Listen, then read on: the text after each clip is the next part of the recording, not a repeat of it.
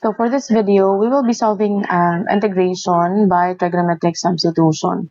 So in this case, I have here formula ng trigonometric substitution, no? The first three. And as you can see, nandito, square root of a squared and x squared. Dito rin x squared, ay a squared, x squared, squared, squared. So dapat, ang nasa loob ng square root ay dapat naka-squared. So, in this case, in our given, si x lang yung may squared, si 16 wala. So, but we know that 16 is a perfect square. So, pwede natin siyang isulat as 4 squared minus x squared, ganyan, dx. And then, what's next is we have to identify what is our a, ito, and what is our x. And as you can see, na una yung isinulat yung a. A here is the constant, tapos yung x, yung may variable. So, ang a dito, or a here, is 4. And our x, of course, is x, kasi x naman yung nandito, hindi naman siya yung complex term. So, lagay lang natin dyan x. And, ano yung x? If a squared minus x squared, which is this one, this is a squared minus x squared. Sabi dito, we will use x is equal to a sine theta. So, our x here is equal to a sine theta, where a is 4. So, 4 sine theta. Then, after that, you take the derivative. So, the derivative of x is dx. Tapos, the derivative of 4 sine theta is 4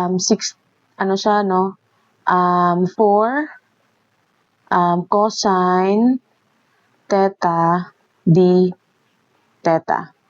So, ganyan. And then, ito sila, we will replace it here sa ating original na, or yung ating given. So, i-replace natin. So, let's replace. That will be integral of square root, of course, si 4 squared or 16, no? Hindi naman yan siya na-change, so we have to put 16 here. Minus, kung ano yung x natin. So, as you can see here, we have x as equal to 4 sine theta. So, we will write here 4 sine theta. And as you can see, x squared yan. Or you can also get x squared here para ano na lang. So, that will be 16 sine squared theta. Okay, because we will square this one. If we will square this, ayan siya. So, basically, it will be kanang distributed. So, 4 squared is 16 sine squared theta. And your dx, don't forget your dx. Your dx is equal to 4 cos theta d theta. So, you also have to put it, you have to write it here. So, that's 4 cos theta d theta. So, let's rewrite it again. 16 minus, so magiging 16 sine squared theta. And then, okay, don't forget the square root. Tapos 4 cosine theta d theta. And as you can see, we have here 16 and 16, which is the common. So, we will, we will factor the 16. So, it will become 16 times 1 minus sine squared theta. Okay, tapos copy natin si 4 cos theta d theta. And then, remember your trigonometric identities, that this one here is actually equal to cosine squared theta. So, let's rewrite that on the next page.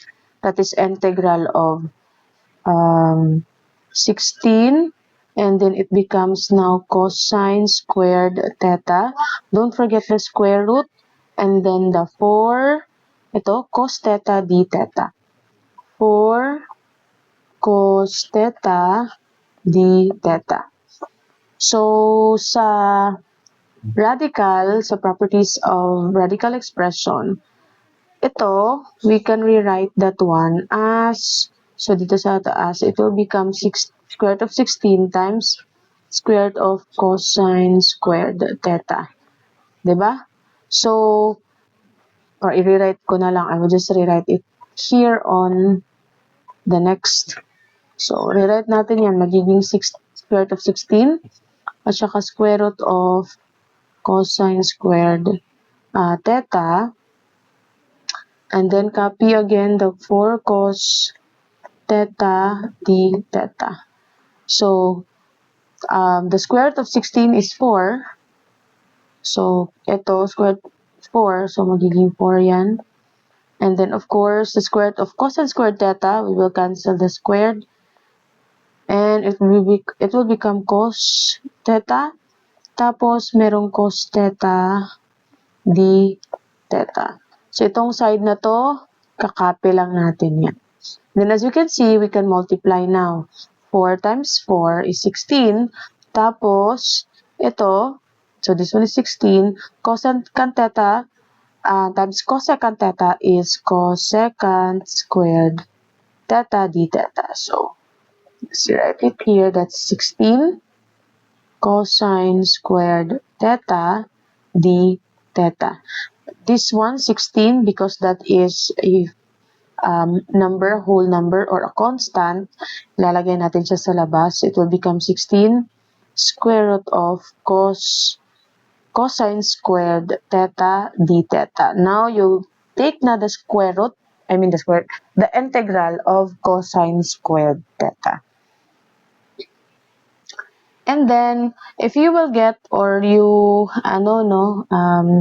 get the integral of cosine squared theta, that is actually cos theta sine theta plus, plus theta over 2. Okay? Over 2. Of course, we should not forget the plus c. So, in this portion, ito siya, that's the integral of cosecant squared theta d theta. Hindi ko na lang po pinakita kasi if ipakita ko kung paano yung cosine squared theta d theta natin, paano natin siya in-integrate, the video will be very long. So, you just integrate cosine squared theta d theta.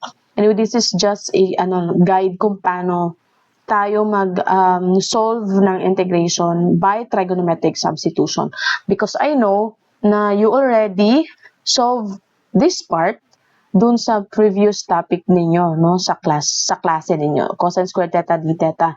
Nandun yon sa trigonometric integration of trigonometric functions. So, I know that you already know how to integrate cosine squared theta d theta. So, in this case, kasi as you can see, cos, naka-theta pa yan sila at cos pa, which is yung original natin is algebraic, diba? Nasa mga x, dito naging theta. So, dapat ibalik natin siya sa x. So, ang gagawin dito is you have to draw a triangle. So, if nakuha nyo na po ito, okay, what you have to do, or you can divide 16 pala by over 2. So, I will write the final one here. It will become 8 cos theta, okay, sine theta, lagyan natin ng parenthesis, plus theta, okay, plus c. So, the next page, dito tayo magdodraw ng triangle. So, I have now a right triangle. Okay, right triangle yan. So, gagamitin natin sa Pythagorean theorem. So, babalik muna tayo sa kung ano yung ginamit natin na x. So, take note, yung ginamit natin na x ay si x is equal to 4 sine theta. So, let's copy it here.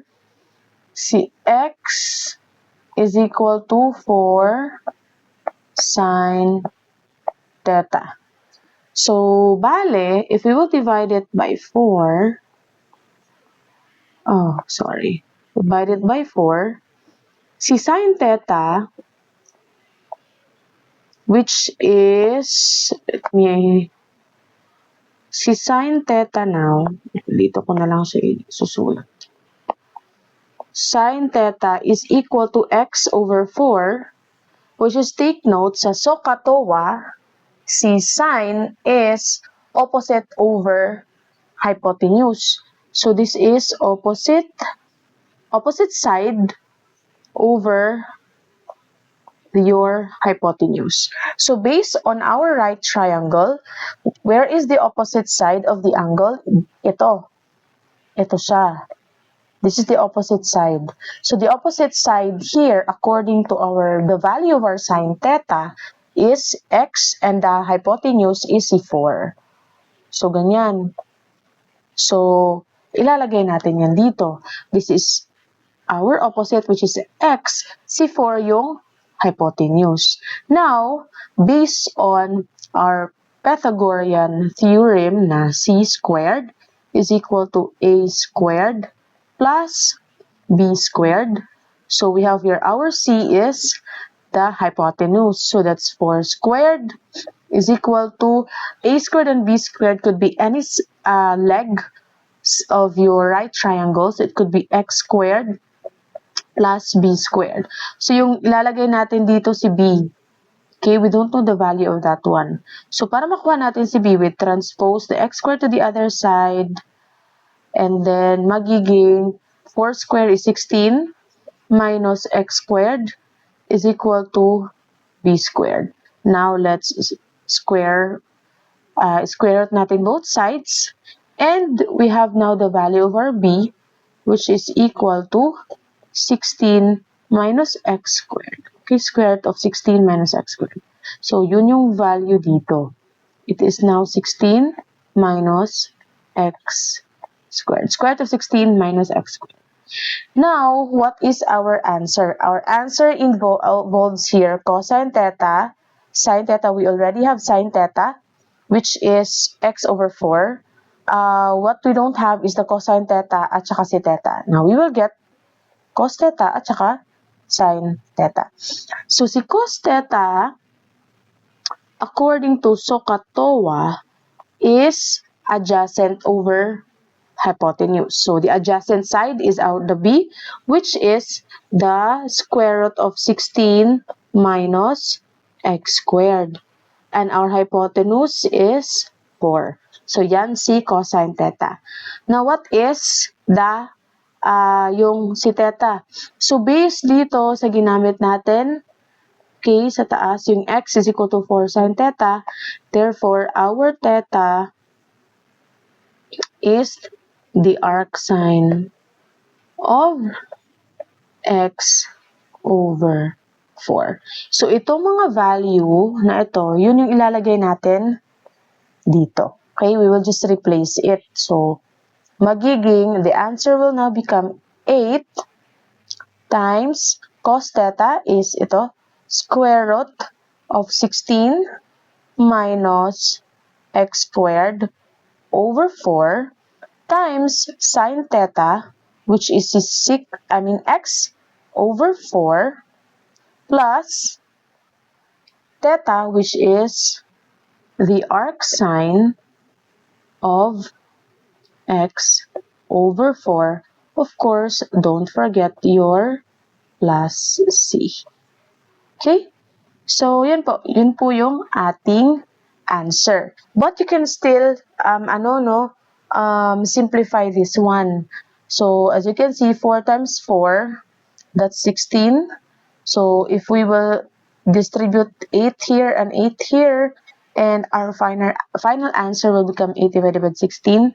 That is, of course, 2 tapos x. So, magiging x times the square root of 16 minus x squared all over 2 plus 8 arcsine of x over 4 plus c. So we have now our final answer.